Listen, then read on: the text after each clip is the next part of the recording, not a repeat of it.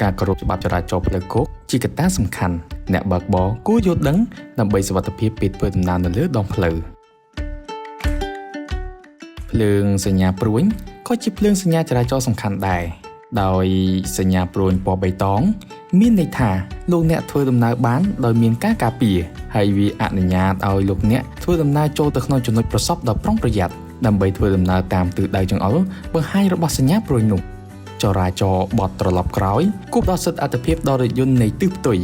ដែលកំពុងតែបត់ស្ដាំនៅពេលដែលរថយន្តទាំងពីរមានភ្លើងសញ្ញាបៃតងនៅក្នុងពេលដំណើរគ្នាសញ្ញាព្រួញពណ៌ក្រហមមានន័យថាចរាចរណ៍ដែលបត់ត្រូវតែឈប់ចំណែកឯព្រួញពណ៌លឿងប្រាប់ឲ្យដឹងថាព្រួញពណ៌បៃតងដែលមានការការពារនោះគឺនឹងឈានទៅដល់ភ្លើងសញ្ញាមូលពណ៌បៃតងឬភ្លើងសញ្ញាព្រួញពណ៌ក្រហម